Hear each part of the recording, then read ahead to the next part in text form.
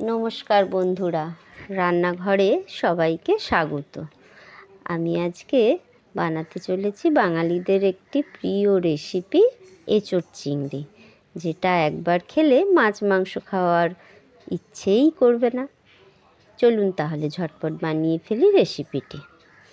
তার জন্য আমাদের লাগবে এঁচোড়, সামান্য নুন হলুদ দিয়ে সেদ্ধ করে নিয়েছি, ডুমো করে কেটে রেখেছি আলু, চিংড়ি মাছ নুন হলুদ দিয়ে সেদ্ধ করা, আর লাগবে পেঁয়াজ। মশলা নিয়েছি আদা রসুন টমেটো শুকনো লঙ্কা আর পেস্ট। ফোড়ন লাগবে তেজপাতা, গোটা জিরে, গোটা গরম মশলা। এবারে একটি কড়াইতে তেল গরম করে তাতে সেদ্ধ করা এঁচোড় দিয়ে দিলাম। সেদ্ধ করে নিয়েছি, ভালো করে আগে থেকেই সেদ্ধ করে নিয়েছিলাম এবং ভালো করে ভেজে নিলাম। তারপরে দিয়ে দিলাম কেটে রাখা আলুগুলো। ওর মধ্যে দিয়ে দিলাম সামান্য নুন হলুদ, যাতে আলুগুলো ভালো করে ভাজা হয়ে যায়। এবং ভাজার সময় যদি নুন দিয়ে দিই তাহলে আলুর মধ্যে নুনটাও ঢুকে গিয়ে আলুটা সে নরমও হয়ে যাবে এবং আলুটা ভালো, টেস্টটাও ভালো হবে। এবার আবার ওই কড়াইতে খানিকটা তেল দিয়ে দিলাম, দিয়ে ফোড়ন দিয়ে দিলাম। দেওয়ার পরে দিয়ে দিলাম পেঁয়াজ কুচি। পেঁয়াজটা ভালো করে ভেজে নিতে হবে, লাল লাল করে ভেজে নিয়ে ওর মধ্যে দিয়ে দিলাম পরিমাণ মতো নুন। নুনটা এখনই যদি দিয়ে দিই তাহলে পেঁয়াজটা তাড়াতাড়ি সেদ্ধও হয়ে যায় আর নরমও হয়ে যাবে। ভালো করে পেঁয়াজ ভেজে নিয়ে ওর মধ্যে দিয়ে দিলাম পেস্টটা, আদা রসুন টমেটো লঙ্কার পেস্টটা দিয়ে দিলাম। ভালো করে একটু কষিয়ে নিলাম। এবার দিয়ে দেবো ওর মধ্যে হলুদ আর কাশ্মীরি লঙ্কার গুঁড়ো। ভালো করে কষে নেব।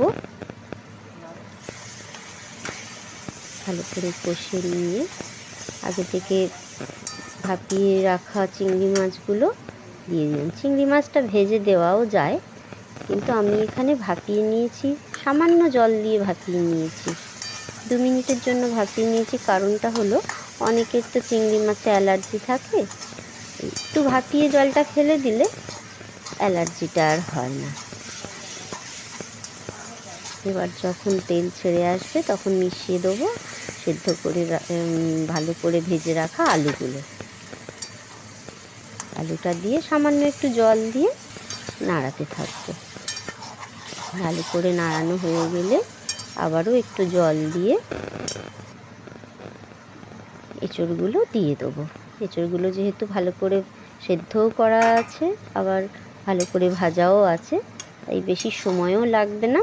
আলুগুলোও ভালো করে ভাজা আছে আগে থেকে। ভালো করে একটু নাড়িয়ে নিয়ে আরও একটু গরম জল করে দিয়ে সেদ্ধ হতে দেবো। মিনিট 10 সেদ্ধ হলেই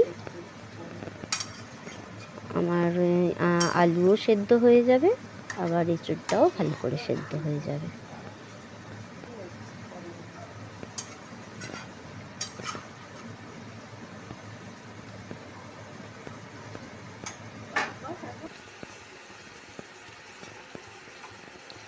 গরম জলটা দেওয়ার কারণ হলো যাতে তরকারির স্বাদটা এতে ভালো হয়। গরম জলটা দিলে তরকারির স্বাদটা ভালো হয়। দেখুন রঙটা কি সুন্দর এসেছে।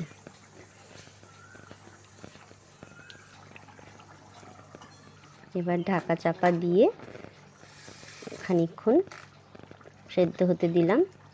আলু আর এঁচোড় ভালোভাবে আমার সেদ্ধ হয়ে গেছে, তাই আমি দিয়ে দিলাম পরিমাণ মতো মিষ্টি।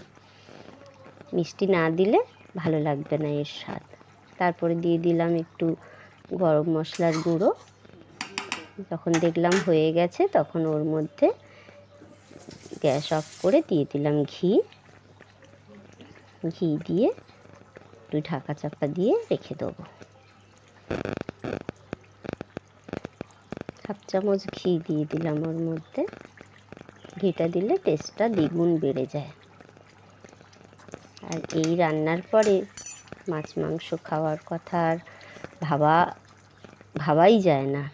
আমার তো খুবই ভালো লাগে, জানি আপনাদেরও ভালো লাগবে। আমার হয়ে গেল এঁচোড় চিংড়ি, আমি সার্ভ করে দিলাম।